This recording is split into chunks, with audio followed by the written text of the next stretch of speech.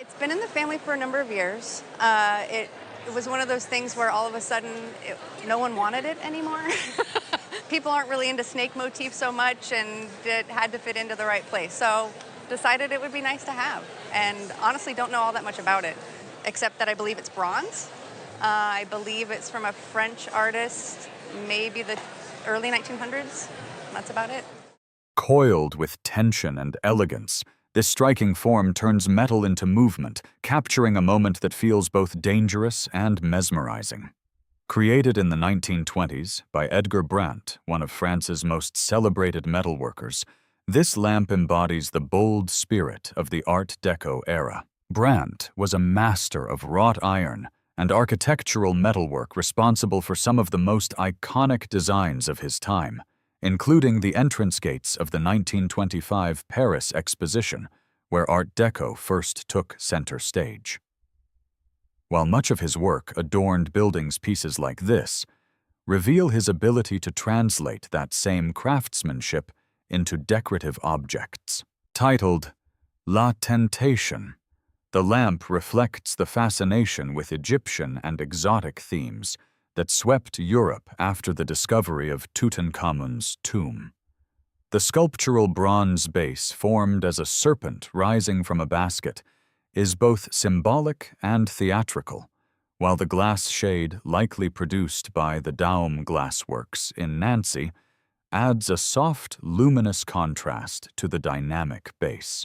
Despite some natural aging to the bronze surface, the piece remains a powerful example of Art Deco design, where artistry symbolism and craftsmanship converge into a single unforgettable object.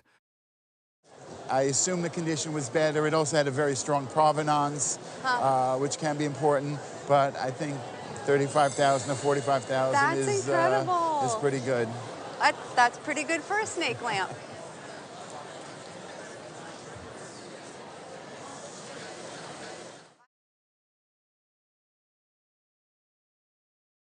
It's a piece that's always been a part of my family. I remember her in the living room when I was a little girl. I'm just guessing that my grandfather purchased it at a European art exhibit, perhaps, and brought it back to the United States, probably in the 20s. Well, A piece quietly living in a family home turns out to be the work of a remarkable artist.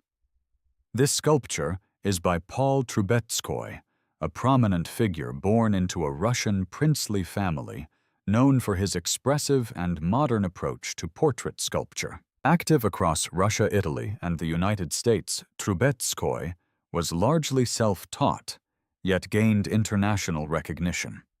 This work is a portrait of Mademoiselle Swarovski, a dancer, and an example of it was exhibited in 1912 at the Art Institute of Chicago, confirming both its authenticity and historical significance. Cast by the renowned Valsuani Foundry, one of the leading bronze foundries of the time, the sculpture reflects exceptional craftsmanship. What sets Troubetzkoy apart is his ability to bring movement into bronze. Instead of rigid form, the surface feels alive, almost impressionistic, capturing the flowing energy of early modern dance, inspired by figures like Isadora Duncan. Rather than a static figure, the sculpture feels in motion, full of life and personality. It is both a portrait and a moment frozen in time.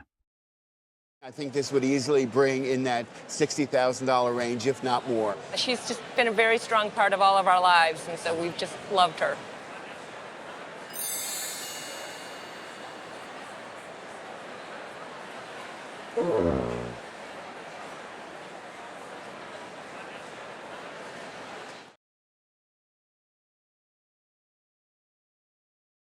It was about 30 years ago. Did you know who the artist was when you bought it? No, I didn't. 3 years ago, we found the signature in the back and the date. She's a Jewish sculptress. Her name is Chana Orloff, and she was born in 1888 and passed away in 1968, and that's as much as I know. Emerging as if shaped by time itself, this sculpture seems to rise directly from the stone, balancing raw material with refined form. Created in 1925 by Chana Orloff, it reflects the work of a pioneering modernist sculptor whose life journey spanned from Eastern Europe to Paris, where she became part of a vibrant artistic circle. Orloff, born in present-day Ukraine and later active in France, overcame early hardship to establish herself as a respected portrait sculptor. She created likenesses of figures such as Matisse and Picasso, and became known for her ability to combine strength with sensitivity in stone. This piece, carved from marble with a soft pink hue, demonstrates her skill in contrasting textures, leaving parts of the stone rough, while bringing the figure forward with smooth, expressive detail. The subject is identified as Cécile de Brunhoff, the storyteller behind the beloved Babar tales. Her calm expression and simplified form reflect Orloff's modernist approach, focusing on essence rather than strict realism. The sculpture carries both artistic and cultural significance, bridging fine art and literary history, a rare and intimate portrait from an important sculptor. In a gallery, I would put it in the $30,000 to $50,000 range. Oh, that's wonderful. That's wonderful. I forgot to ask you, what did you pay for it? I paid, it was either $75 or $100 for it 30 years ago.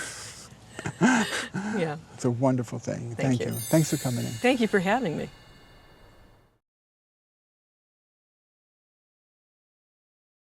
I acquired this sculpture at a yard sale in 2001. What ultimately made you buy it? Well, I'm a sculptor, and I recognized that it was interesting conceptually and that it was very well made. At first glance, it seems deceptively simple, a pair of worn leather shoes transformed into something unexpected, yet beneath that simplicity lies a powerful conceptual statement. This sculpture, created by Weiwei in 1988, belongs to the very beginning of his artistic career during his formative years in New York. Born in China, Weiwei arrived in the United States in the 1980s, immersing himself in the downtown art scene and absorbing influences from figures like Andy Warhol and the legacy of Dadaism. This work, titled One Man Shoe, reflects that influence using everyday objects to challenge traditional definitions of art. The shoes themselves carry personal and cultural meaning, referencing scarcity in China and the value placed on such items, while their altered form suggests transformation and reinterpretation. The act of stitching and assembling these found materials introduces deeper layers of meaning, from identity and memory to broader reflections on labor and production. Exhibited in his first New York show, the piece marks a critical moment when Ai Weiwei began developing the ideas that would later define his global career. Today, early works like this are exceptionally rare, a quiet but powerful origin of a major contemporary voice. But this is counterbalanced by Ai Weiwei's fame as an internationally respected artist. In a gallery setting, this piece would probably sell for about $100,000. Very good. Yeah.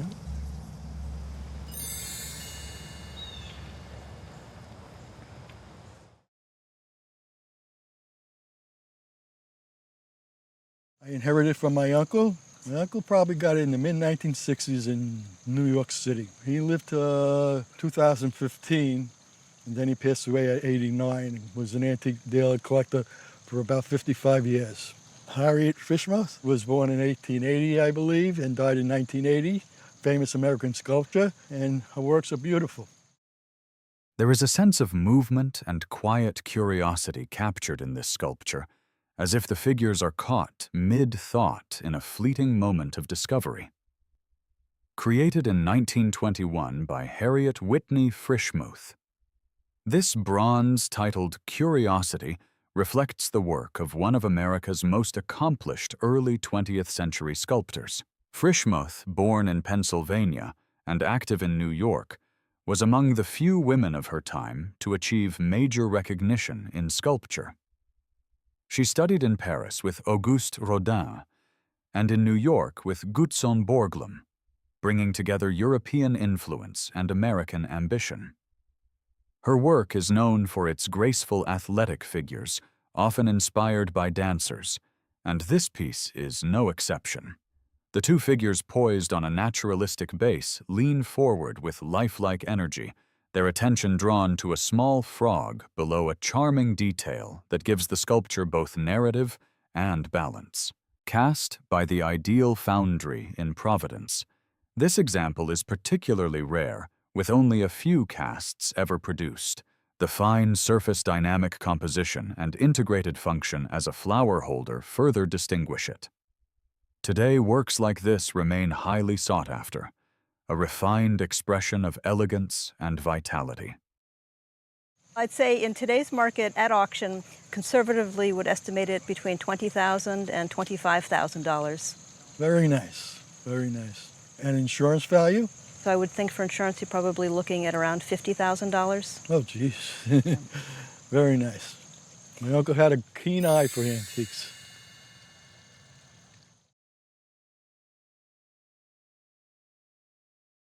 Well, my grandfather owned a moving business in Springfield, and he probably acquired them in the 50s. Someone couldn't pay their storage and moving bill, so he said, "Do you want these?" And my grandfather said yes, and brought them home to my grandmother, and that's where they've been ever since. And that's everything that I know about them, except they're very heavy. Quietly resting for decades, these sculptures carry the refinement of 19th century French artistry and the legacy of one of its leading masters.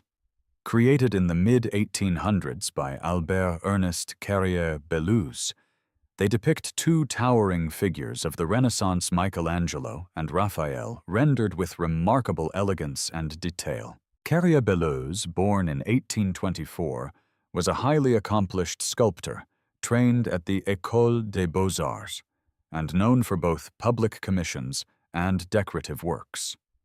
His influence extended beyond France, including work with Mintons in England, and later as artistic director at the Sèvres porcelain factory.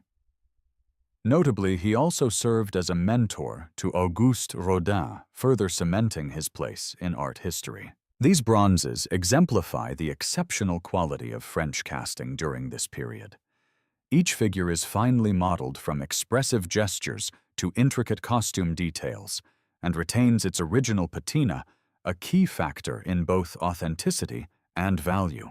Michelangelo is shown holding a small sculpture, while Raphael appears poised with drawing instrument in hand, both capturing the spirit of their artistic genius. Despite shifts in collecting trends, works like these remain admired for their craftsmanship and historical significance. Elegant, detailed, and beautifully preserved. At retail or for insurance purposes, for the pair of these, in the $10,000 to $12,000 range. Wow. That's great. They're gonna be passed down to my daughter. She has a fireplace to keep them on. And does she like them? She's never seen them, and so it'll be a surprise. She lives in a very old house, and she's a very old soul, and it'll be perfect.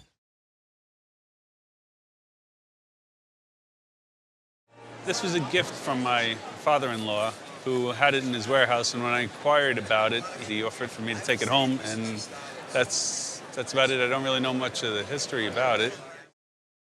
At first glance, it commands attention with its dramatic energy, a mounted warrior captured in a moment of resolve and defiance. This bronze sculpture was created by Eugene Lanceray, a 19th century Russian artist who trained in Paris, yet remained deeply connected to Russian history and identity. The subject depicts Prince Sviatoslav, a legendary medieval ruler rendered with striking realism and movement. Every detail, from the richly decorated costume to the powerful stance of the horse, reflects Lanceray's mastery. The inscription along the base, translated from Russian, speaks of honor and sacrifice, reinforcing the heroic spirit of the figure. Known for his finely cast works, Lanceray achieved remarkable precision here, enhanced by a deep-aged patina. A visible foundry mark supports its authenticity, while the unusually large scale sets it apart from more common examples. Despite minor surface corrosion typical of bronze, the sculpture remains in strong condition and can be restored. Works like this are increasingly sought after, a powerful expression of history in bronze. I would think it probably has a value in the range of $120,000 to $130,000. Wow. Once it's restored, I don't think the value will be affected. My head is spinning thinking about that. Wow, I'm really, the hair standing up on my arms. I can't believe this. Me too. That's unbelievable.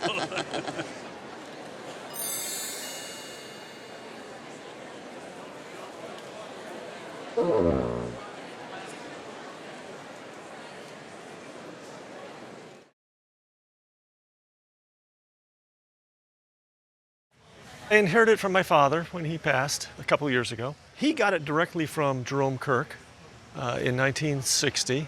Jerome, in 1960, had applied to get a fellowship with Alexander Calder, and he and his wife came to the East Coast, and his wife and my mother were friends, and so they stayed at our house while he was talking to Calder and applying for a fellowship.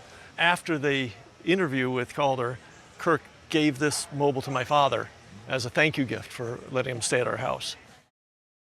Suspended in perfect balance, this delicate arrangement of metal forms transforms motion into art, shifting gently with the slightest movement of air. Created in 1959 by Jerome Kirk, this kinetic sculpture reflects a moment when artists were exploring not just form, but movement itself as a central element of design. Kirk, born in 1923, was largely self-taught, but trained in mechanical engineering at MIT, a background that is clearly evident in the precision of his work. Influenced by pioneers such as Alexander Calder and Harry Bertoia, he developed sculptures that rely on intricate balance and engineering finesse. This piece, an early example of his work, demonstrates a remarkable sensitivity to weight proportion and motion, each element carefully calibrated to create a harmonious, ever-changing composition. Unlike Calder's more widely known mobiles, Kirk's works remain comparatively rare, particularly from this early period. The sculpture's clean lines, fluid movement, and refined construction place it firmly within the tradition of mid-20th century modernism. Today, pieces like this are valued not only for their aesthetic appeal, but for their place in the evolution of kinetic art, a graceful intersection of engineering and imagination. This would have a retail value in the $20,000 range. That's really good. I have no plans on getting rid of it, though. It's a bit of my family, so. If it was a Calder, it would probably be $2 or $3 million. Yeah, well, that's the difference.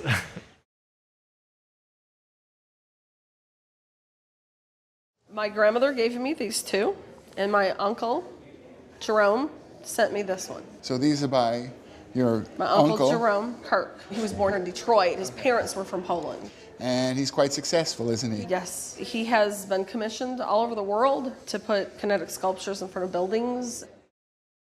Light, balance, and motion come together in these sculptures, transforming simple materials into living forms that shift with the air. Created by Jerome Kirk, these works belong to the tradition of kinetic sculpture, a movement that redefined how art could exist in space during the mid-20th century. Kirk, born in Detroit to Polish immigrant parents, took an unconventional path for an artist. After serving in World War II, he studied at MIT, bringing an engineering mindset into his artistic practice. Influenced by pioneers like Alexander Calder, he developed works that rely on precision balance and movement, where each element responds subtly to its environment. The smaller pieces, crafted from aluminum, are delicately balanced, allowing gentle motion to animate their forms. The larger sculpture, made of painted metal in a vivid orange tone and dated 1980, emphasizes both structure and visual impact. Together, they reflect the evolution of mid-century modern design, where art technology and space converge into a dynamic experience. At auction, these small ones here, they're worth in the vicinity of $4,000 to $5,000 each. And the big one, probably in the $15,000 to $20,000 range. Wow. I was thinking 5,000, 1,000. Uh-huh. That's what I was thinking.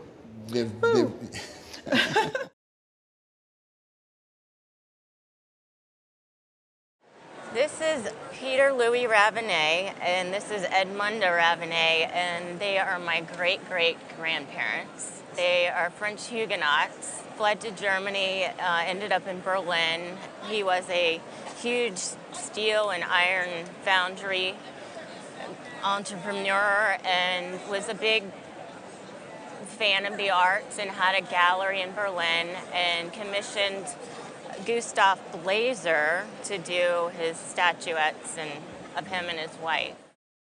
They were not inherited in the usual way, but rediscovered by chance, sitting quietly in a New York gallery window. Drawn by their elegance, the buyer noticed the name Ravenne and recognized it instantly as part of his own family history.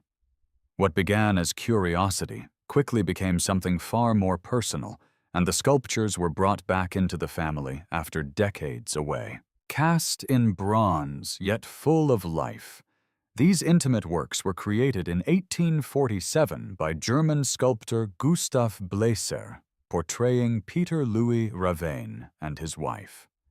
Of French Huguenot descent, the family had settled in Berlin, where Ravenne became a prominent iron and steel industrialist and an active patron of the arts.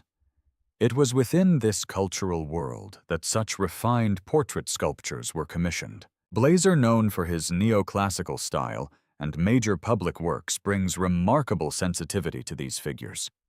Her thoughtful pose contrasts with his composed, dignified stance, while the craftsmanship stands out in every detail, from the rich patina to the delicate inlays of silver, copper, and gold. These elements elevate the sculptures beyond portraiture into objects of lasting artistic value. Rare examples of mid-19th century German sculpture, they remain a powerful link between art and ancestry. I would put an insurance value of these for around $25,000. Okay. Yeah. For the pair. For the pair, right. Yeah. Anybody in your family look like these two guys?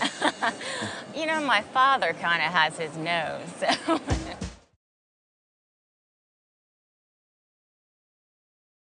My grandfather was adopted by a fairly wealthy couple that traveled all around the world, who gave it to him after he inherited it, and it's just gone down the family line. I've had it for maybe a year. It's just been in my house, so. Mm-hmm. Poised mid-stride, this powerful figure captures the raw energy of the natural world, frozen in bronze with remarkable precision. Titled Marching Tiger, this sculpture was designed in the mid-19th century by Antoine-Louis Barye, the pioneering French artist who defined the art of animal sculpture. Barye, born in 1795, was the leading figure of the Animalier movement, a group of sculptors dedicated to depicting animals with anatomical accuracy and emotional intensity. His work reflects the Romantic era's fascination with nature strength and untamed beauty. Rather than idealizing his subjects, Barye studied living animals, closely bringing lifelike movement and tension into his compositions. This example was cast by the prestigious Ferdinand Barbedienne Foundry, one of the finest bronze producers in France. Produced shortly after Barye's death, likely between 1876 and 1892, it is an authorized posthumous cast made from the original model. The quality of casting is evident in the crisp musculature and the subtle surface detailing hallmarks of Barbedienne's exceptional craftsmanship. Both dynamic and refined, the sculpture, stands as a defining example of 19th century French bronze, where artistic vision and technical mastery meet in perfect balance. In today's market, a retail price on this would probably be about $10,000. Oh my gosh, really? Yeah. Wow. I had no idea what it was, and here I'm letting it collect dust. What would you insure it at? I would insure it for something in the $15,000 range.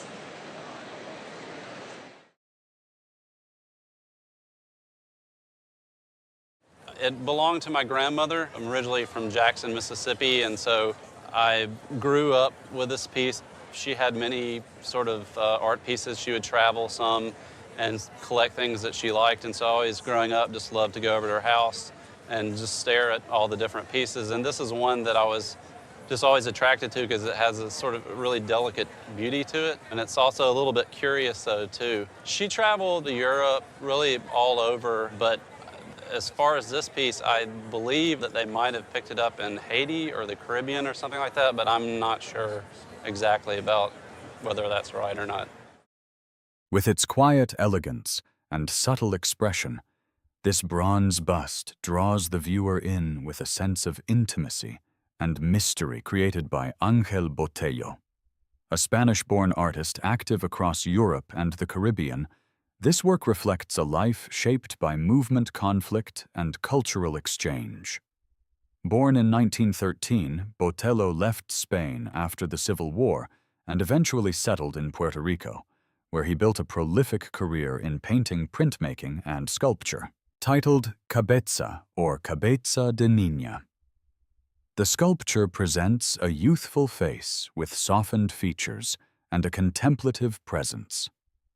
The smooth modeling of the face contrasts with the textured patina of the bronze, creating both warmth and depth. Botello's art often merges European training with Caribbean influence, and that balance appears here in the meeting of classical form and modern sensitivity.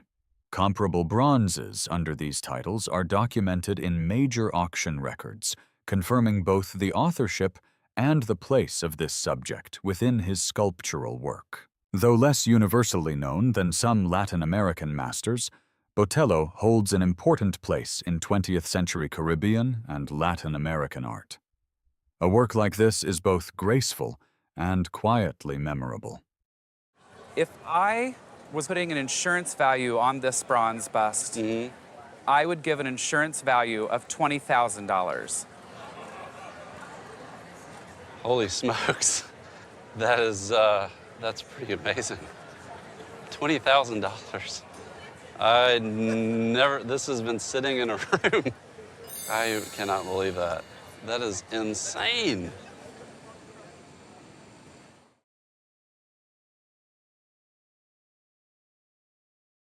The gentleman nearest you is my great-great-grandfather, and he was friends with Augustus St. Gaudens. And the story I always heard was that St. Gaudens was working on his Lincoln statue for Chicago's Park, and my great-great-grandfather, Charles Cotesworth Beeman, said, "Why don't you come up to Cornish, New Hampshire, where I live? There's lots of Lincoln-like men." And so St. Gaudens came up there, and he rented a house for my great-great-grandfather. And he bought the house for my great-great-grandfather, supposedly in trade for doing a portrait of him and his wife. Quietly modeled yet rich in presence, these bronze reliefs capture a moment where art and personal history intersect. Created by Augustus St. Gaudens in the late 19th century, they reflect the hand of one of America's greatest sculptors, an artist whose work helped define the nation's artistic identity during that era. One relief portrays Charles Cotesworth Beeman, a close associate of St. Gaudens, while the other depicts the celebrated writer Robert Louis Stevenson, shown in a relaxed, introspective pose reading. St. Gaudens was known for his ability to bring subtle depth to low-relief sculpture, and here that skill is evident in the delicate modeling, refined casting, and quiet realism of expression. The surfaces retain a softness that gives the figures a lifelike immediacy, while the original oak frames anchor them firmly in their period. Saint Gaudens, an Irish-born artist who trained in Paris, rose to prominence through works such as the Shaw Memorial in Boston. These smaller reliefs, though more intimate, reflect the same sensitivity and craftsmanship. Today, they stand as elegant examples of his work, a graceful blend of artistry and connection. I would say at auction between $8,000 and $12,000. Even this again, I love the scale and the way it's presented.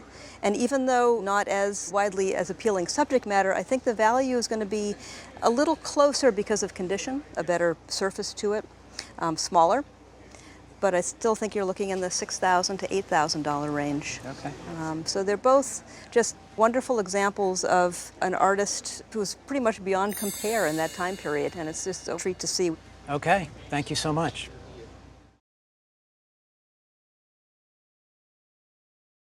I purchased this about a year ago. I paid $20 and I found it through like a local buy and sell app. And the woman selling it was getting a divorce. She said that her husband used to own a gallery in the Boston area, and I think it's the gallery that's listed at on the back of this piece, but I'm not sure. The only other thing that she said was that she thought it might be worth more than $20. At first glance, it plays tricks on the eye, shifting and shimmering as perspective changes, blurring the line between painting and sculpture. This work is a piece of op art by Mon Levinson, created in 1964, a period when artists were exploring perception movement and illusion through geometric abstraction. Levinson, an American artist born in 1926, came to art from an unconventional path, originally trained in economics before turning to visual experimentation. Unlike many of his contemporaries, he was deeply involved in both the design and construction of his works, mastering materials such as plexiglass and acrylic to create layered compositions. Here, finely arranged linear elements are set across multiple transparent planes, producing a subtle kinetic effect that changes as the viewer moves. This piece belongs to a moment when op art gained international recognition, with artists exploring how visual structures could engage the viewer directly. Levinson's work was even featured in a landmark exhibition at the Museum of Modern Art in New York in 1965. While he later faded somewhat from prominence, early works like this remain rare, especially unique constructions rather than printed editions. A striking illusion of motion captured in still form. If you were to see this in a gallery in today's market, you'd probably see it priced at around $12,000. Okay. I'd say I did good for $20. I'd say you did I was hoping really... it would be at least $40, so that's good. Yep, you did really well. That's great to know. Thank you so much.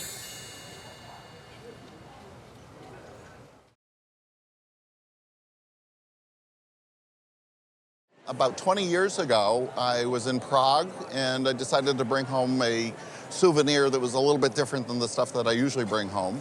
And I was looking through the back streets of Prague, and I came across a little shop, and I saw him under about 4 inches of dust, and decided that that's what I wanted to use for my souvenir from my trip to Europe. So, discovered by chance in a quiet corner of Prague, this bronze carries a story far beyond a simple travel souvenir. The sculpture is by Edward Wittig, a Polish artist born in Warsaw in 1879, who later studied both in Poland and in Paris.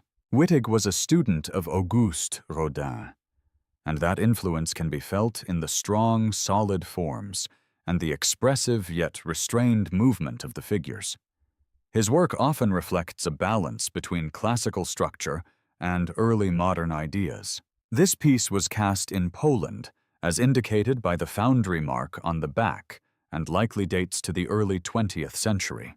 Wittig was also part of the Rhythm Group, a circle of Polish artists who played an important role in shaping the Polish Art Deco movement, particularly around the 1920s. Much of his large-scale work was lost during World War II, making surviving pieces like this especially meaningful today. His sculptures are known for their monumentality, even at a smaller scale, with a strong sense of form and presence. I would estimate for insurance purposes a figure at around $10,000. Wow. So you certainly made a very good purchase. That's amazing. Yeah. Thanks for bringing it in today. It's been a treat to see. Oh, wow.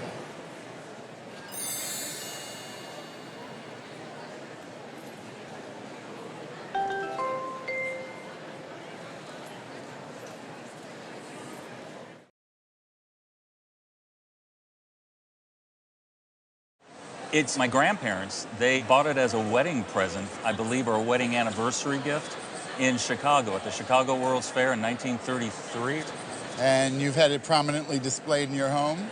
Unfortunately, no. It's been in a vacuum cleaner box for a little bit. Way too long, I think. Hidden away for years, this piece reveals itself as far more than a decorative object. It is a finely crafted glimpse into a world of storytelling and artistry. Created in the early 20th century by the Franz Bergman Foundry in Vienna, this is an exceptional example of a Vienna bronze lamp, remarkable for both its scale and detail. Unlike most examples, which are typically small, this unusually large version stands out as a rare, almost monumental interpretation of the form. Cast in bronze and finished with cold painting, the surface is brought to life with hand-applied pigments rather than traditional patina. The craftsmanship is evident in every detail, from the delicate rendering of garments and objects to the expressive posture of the figure, captured in a quiet, intimate moment of prayer. Bergman's workshop was known for producing richly detailed scenes inspired by Orientalist themes, reflecting European fascination with Middle Eastern subjects at the time. Though Franz Bergman himself owned the foundry, rather than sculpting each piece, the artists working under him achieved an extraordinary level of refinement. With its presence, rarity, and craftsmanship, this lamp stands among the most impressive examples of Vienna bronze ever produced. A retail price on this would probably be in the $10,000 range. Really? 10,000, that's phenomenal. Well, I'm going to take it out of the box that I had it in, I'll tell you that, you know. Wow.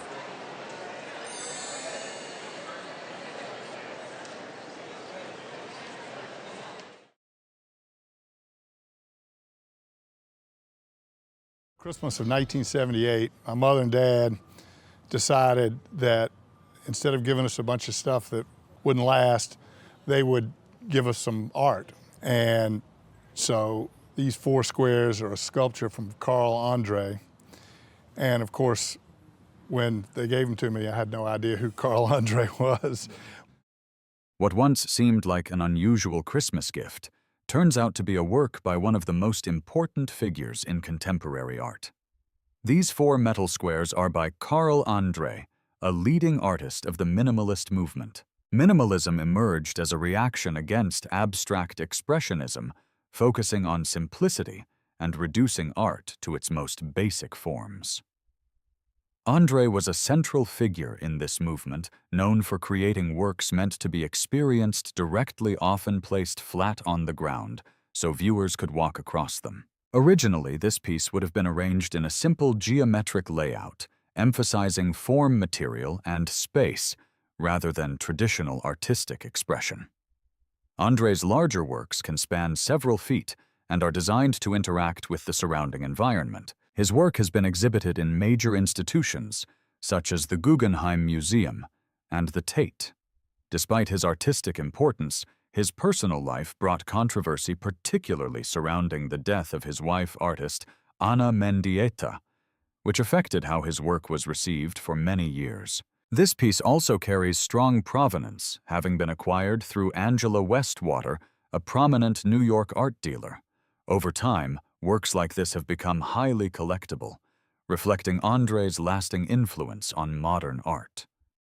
I think an insurance valuation would be in the $10,000 range. So. Probably shouldn't use them as drink coasters anymore. Unless it's a really fine wine.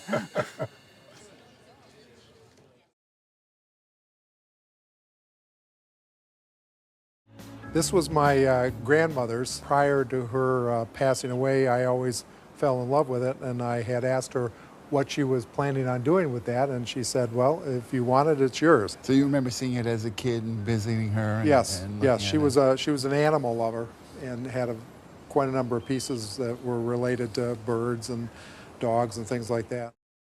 Loved and admired across generations, this sculpture is a beautiful example of French artistry with both charm and character. It is the work of Maximilien Fiot, a French sculptor active in the early 20th century, known for continuing the tradition of animalier sculpture, a style dedicated to depicting animals with lifelike detail. Fiot, born in the 1880s and active into the mid-20th century, followed in the lineage of artists inspired by Antoine-Louis Barye, the pioneer of this movement. His work carries forward that fascination with animals, but often with a softer and more intimate touch. This piece, likely created in the 1910s or 1920s, was cast by the renowned Paris foundry Soucy Frères, one of the most important bronze foundries of the time. The quality of casting and finishing reflects the high standards associated with that workshop. What makes the sculpture especially appealing is the interaction between the horse and the small dog. Rather than drama, it captures a gentle and almost playful moment, giving both figures a sense of personality and life. A refined and expressive work where craftsmanship meets warmth and storytelling. We just see sort of single figures. A retail value on this would probably be in the $7,000 to $8,000 range. Very nice, very nice.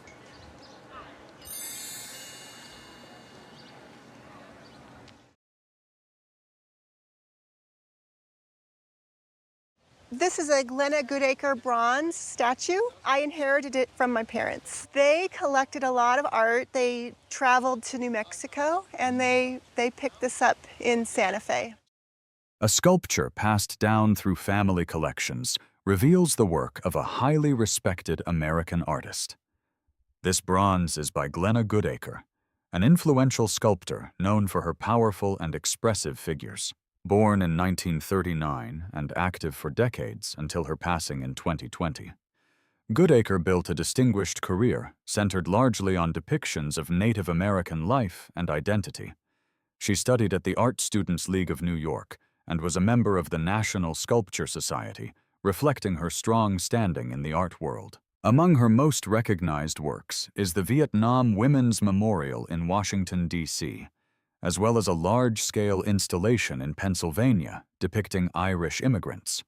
She also designed the Sacagawea dollar coin, honoring the Shoshone guide who assisted the Lewis and Clark expedition. This particular sculpture, titled The Orphan, was created in 1993 and is part of a limited edition numbered 8 of 35. It captures a Native American child with a striking balance between expressive texture and smooth detail. The hair is rendered in a loose, almost painterly manner, while the face remains calm and refined. Interestingly, Goodacre often signed her work simply with the initial G, a subtle reflection of the challenges women artists faced in gaining recognition at the time. In a retail setting, replacement value, it's probably worth about $7,500. Oh, well, great.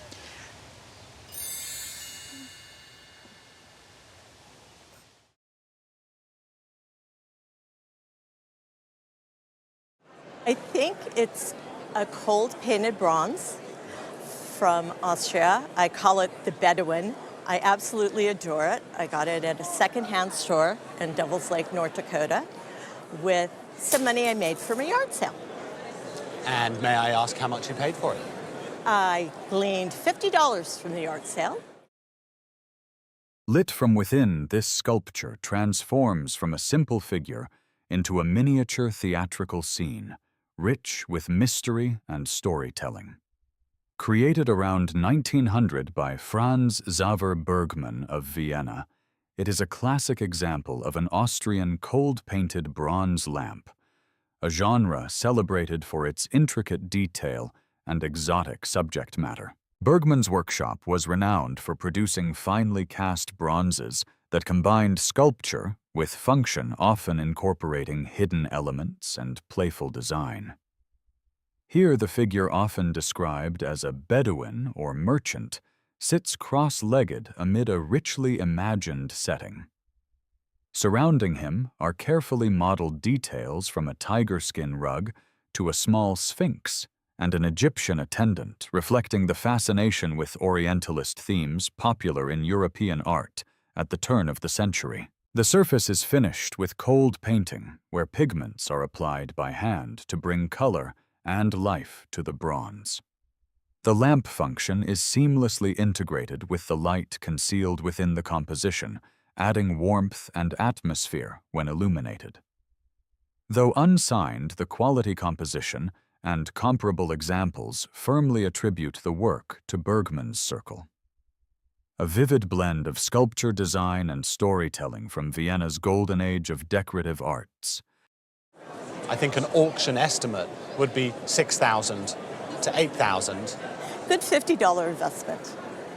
That's a great $50 investment as far as I'm concerned. It still works.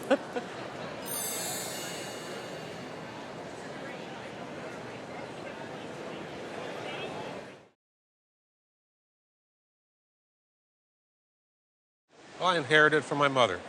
I have no idea where she got it.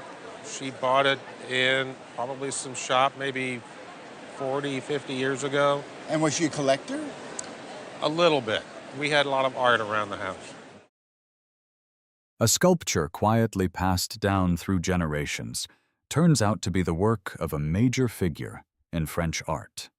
This piece is by Antoine Bourdelle, one of the most important sculptors of the late 19th and early 20th centuries. Born in 1861, Bourdelle studied at the École des Beaux-Arts before going on to work as an assistant to Auguste Rodin. While Rodin's influence is evident, Bourdelle eventually developed his own powerful style, blending classical structure with a more expressive modern sensibility. He gained international recognition, including exhibiting at the landmark Armory Show in New York in 1913, and received numerous commissions for large-scale public monuments across France.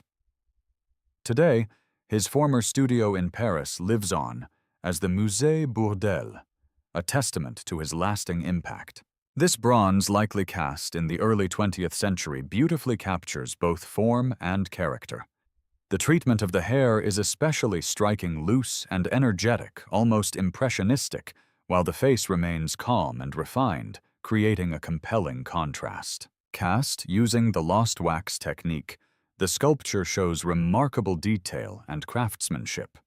It is signed and marked by the foundry, with a small edition number indicating it was produced in a limited series. Though smaller in scale than many of his monumental works, it carries the same artistic strength and presence, a refined and intimate example of Bourdelle's work. A piece like this in a gallery setting would be worth about $6,000. Wow. That's great.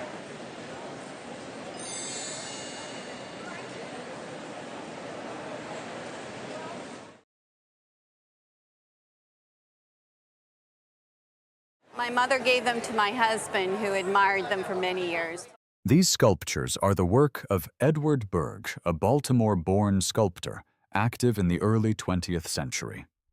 He studied at the Maryland Institute College of Art, and later became a teacher there, developing a reputation for his refined classical style at a time when many artists were turning toward more experimental approaches. Created around the 1920s, these bronzes reflect Berge's commitment to traditional modeling with smooth, balanced forms and a strong sense of naturalism. One of the pieces is a reduced version of his well-known work, Wildflower, originally conceived as a fountain figure. Berge produced this composition in multiple sizes, from smaller interior versions to larger outdoor installations. The casting quality is excellent, One example bears the mark of Roman bronze works in New York, one of the most prominent American foundries of the period. Another piece was cast by a different New York foundry, which was common practice for artists working with multiple producers. Both sculptures display fine detailing, elegant proportions, and rich patina, highlighting the craftsmanship of early 20th century American bronze casting. They stand as strong examples of classical sculpture continuing into a modern era. At auction would probably bring between $2,000 and $3,000. No kidding. Oh, no. And this young lady here, again, beautifully cast bronze, I would think at auction would probably bring $3,000, $4,000. Oh, no. Well, thanks for bringing them in. Well, thank you so much. Good.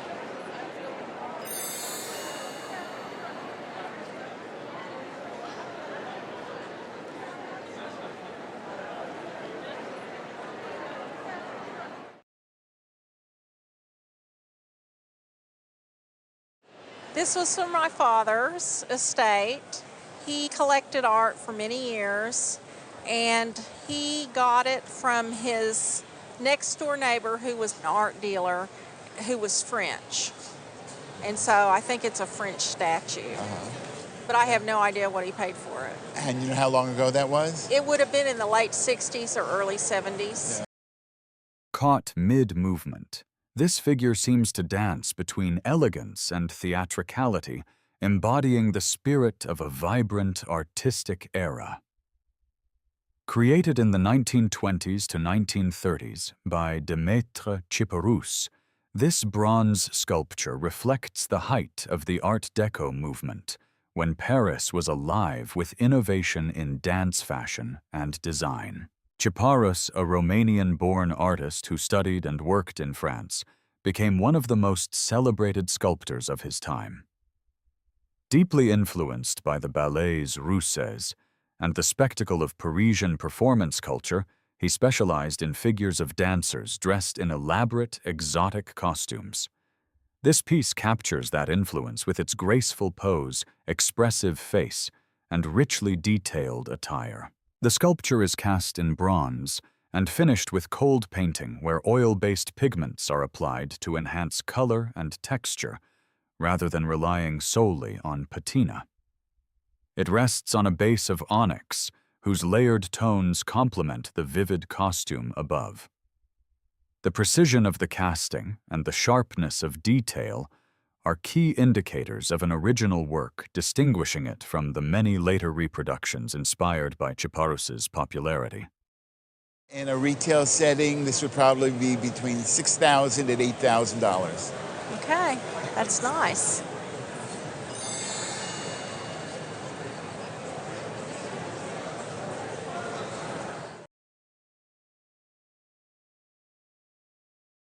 Was given to me by my father, who grew up in Tulsa, Oklahoma, and as far as I know, it was purchased by my grandmother and my grandfather. He was a petroleum geologist, and we have some pictures of the living room in their Tulsa house circa the middle 30s, and in the picture I can see this off to one side on a pedestal. A sculpture that has quietly lived within a family for decades reveals the work of a remarkable, yet often overlooked artist. This piece is by Eugenie Shonnard, an American sculptor active in the early 20th century, known for her refined and sensitive approach to form. Dated 1926, the work reflects a pivotal moment in her career when she began drawing inspiration from the American Southwest. Shonnard studied at the Art Students League of New York under James Earl Fraser, and later in Paris with Antoine Bourdelle and Auguste Rodin, placing her within an extraordinary artistic lineage. She exhibited widely, including at the Paris Salon, the Museum of Modern Art in 1933, and the 1939 New York World's Fair. Her work is held in major institutions such as the Metropolitan Museum of Art, the Centre Pompidou, and the Brooklyn Museum. This sculpture carved from walnut depicts a Native American woman, likely from the Santo Domingo Pueblo near Santa Fe. The subject reflects Shonnard's time in New Mexico, where she engaged closely with local communities and culture. Unlike most of her works, which were cast in bronze, this piece stands out as a rare example of her work in wood. The composition is primarily frontal, but retains strong three-dimensional presence with flowing drapery and a quiet dignity in the figure. I think the value of this would probably be in retail value, probably in the $5,000 to $8,000 range. Nice, very good.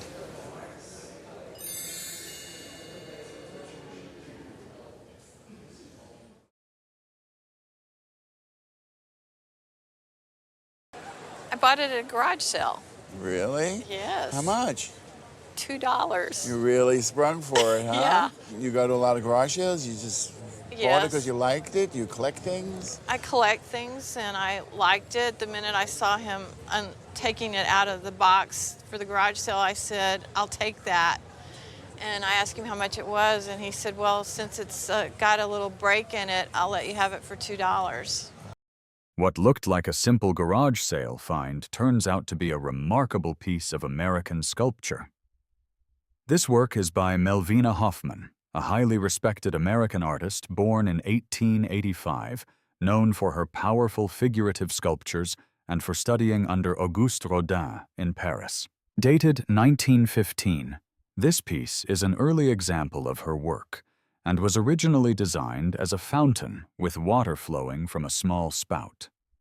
Titled Boy with a Panther Cub, it depicts a mythological figure possibly linked to Bacchus, suggested by the grapes and small horns. The dynamic interaction between the boy and the animal reflects Hoffman's skill in capturing movement and emotion. It was cast by Roman Bronze Works in New York, one of the leading foundries of the time. While the sculpture shows signs of wear, including surface pitting and a crack, it still retains strong artistic presence. A piece once picked up for just a few dollars, now revealing a far deeper artistic legacy. In this condition, it's actually still worth about $2,000 or $3,000 in a retail setting. Wow. It belonged to my Aunt Merle, my great Aunt Merle, my grandfather's sister. She was an opera singer, and I believe it was given to her by a friend who was also in the opera business, but it was a deep, dark secret who gave it to her. She never wanted to say. A sculpture long treasured within a family reveals the image of one of history's most iconic heroines. Affectionately called Joan, this piece depicts Joan of Arc, the Maid of Orleans, a central figure in the 100 Years' War, and later canonized as a patron saint of France. The sculpture is by Antonin Mercié, one of the leading French sculptors of the 19th century. Born in 1845, he achieved great acclaim, winning the prestigious Prix de Rome and exhibiting regularly at the Paris salons. His most famous work, David and Goliath, is held at the Musée d'Orsay in Paris. Created around 1890, this model relates to a larger monumental version installed in Domremy-la-Pucelle, Joan of Arc's birthplace. The figure is shown in a moment of quiet devotion, dressed in full armor, hands clasped and gaze lifted upward. The craftsmanship is exceptional, with finely rendered armor rivets, sword helmet, and spurs. It captures both strength and spirituality, embodying the ideals of French academic sculpture at its height. But I think in a retail setting, it would probably be between $5,000 and $7,000. Well, that's nice to know. We mostly just wanted to find out information about her. I have no intentions of selling her. Great. She's just a special family heirloom.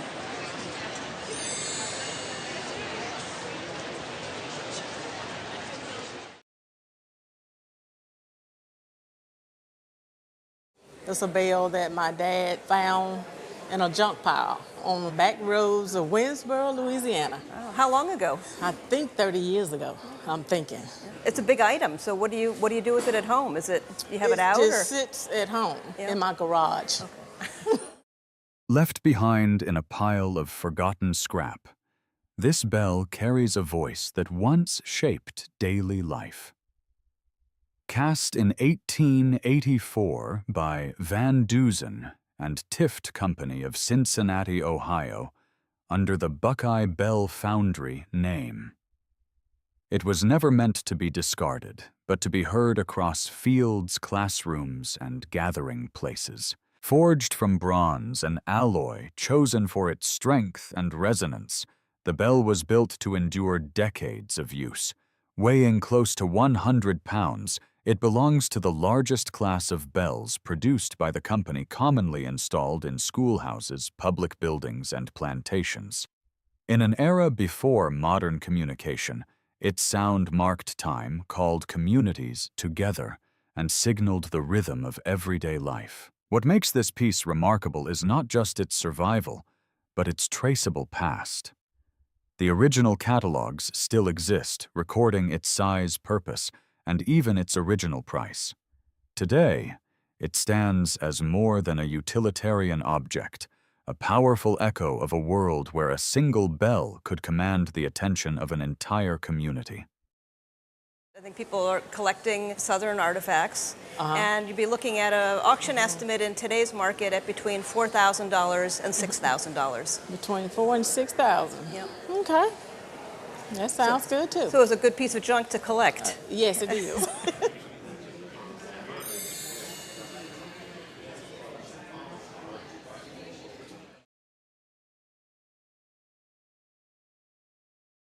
Caretaker for an elderly lady, and she had the lamp. When she passed away several years ago, I was always interested in the lamp, and I asked the estate what they were going to do with the lamps, and they offered them to me. So this was my favorite one. I cleaned the lamp for 20 years, and I know every time I cleaned it, I noticed another detail on it, and it just drew my attention every time I saw the lamp. Every detail seems to reveal itself slowly, as if the lamp were meant to be discovered over time. Created in the 1920s to 1930s by Oscar Bach. This striking bronze lamp embodies the bold elegance of the Art Deco movement, where sculpture and function merge into a single decorative statement. Oscar Bach, born in Germany in 1884 and later active in New York, was a master metalworker known for his architectural and decorative commissions. His work appeared in landmark projects, such as the Chrysler Building and the Empire State Building, reflecting a style that combined craftsmanship with modern design. This lamp showcases that vision through its sculptural base, where stylized figures and flowing ornamental forms create a sense of rhythm and movement. A defining feature is the luminous glass globe produced by the renowned Steuben Glass Company, whose iridescent surface glows with warm golden tones when illuminated. Bach often incorporated such elements into his designs, blending fine glass with metalwork to achieve a refined visual harmony. The combination of materials, along with the precision of casting and detailing, places this piece firmly within the golden age of American decorative arts. An auction value on this would be between $3,000 and $5,000. Really? Wonderful. Really great lamp, and Thank it's you. in really great condition. Don't do anything, a soft rag, and that's really all that has to be done to it. Yeah, that's all it's had for the last 20 years Right. in the soft rag. Thank you That's so all. much. You're welcome.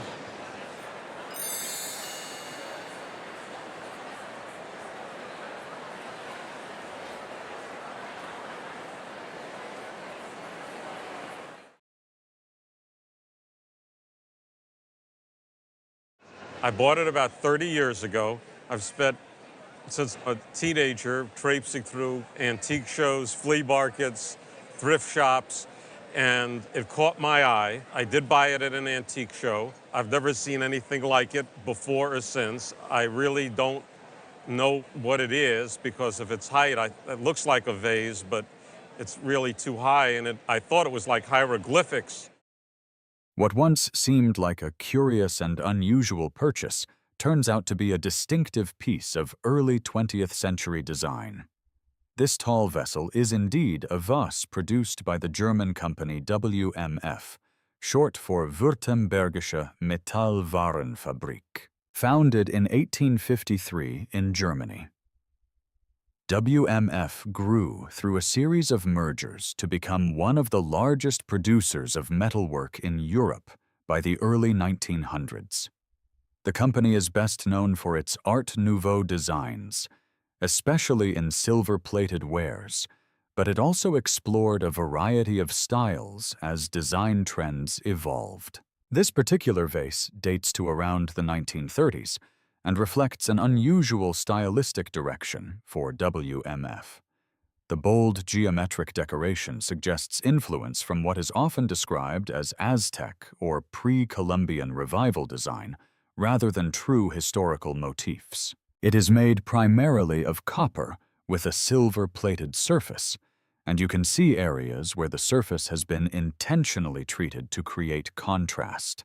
Over time, parts of the silver plating, especially around the base, appear to have been worn or over-cleaned, revealing the copper beneath.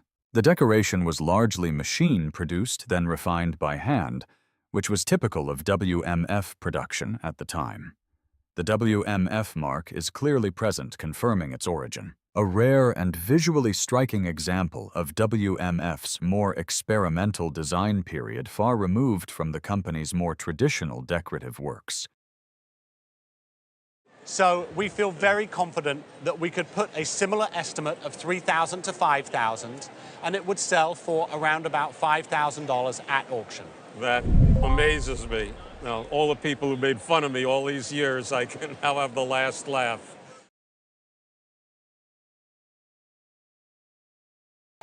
This was a present for my father in Germany for his bar mitzvah. My father's bar mitzvah turned out to be on April 1st, 1933. Some objects carry more than craftsmanship. They carry survival memory and history intertwined. This early 20th century German Hanukkah lamp, crafted in 800 silver stands, as both a ceremonial object and a silent witness to one of the most turbulent moments of the 20th century. Designed with traditional Jewish iconography, the lamp features lions, a crown, and the ark, all symbolic elements deeply rooted in faith and heritage. The Hebrew inscriptions and symmetrical structure reflect its intended role as both a ritual object and a treasured heirloom. While one element, the shamash, is now missing, this is not uncommon, and the piece remains structurally and visually compelling. Created before the rise of the Nazi regime, the lamp belongs to a time when such objects were still openly commissioned and used in Jewish households across Germany. Its survival through the events that followed gives it a significance that goes beyond material value. Today, it stands not only as a work of fine silver craftsmanship, but as a powerful reminder of resilience and continuity in the face of history. For insurance purposes, for the lamp, I think you're looking at a value maybe around $3,500. Really? Yep. I mean, it's not that important, but I'm surprised. Definitely document that and keep the history with it. It's important. It's staying close, I promise.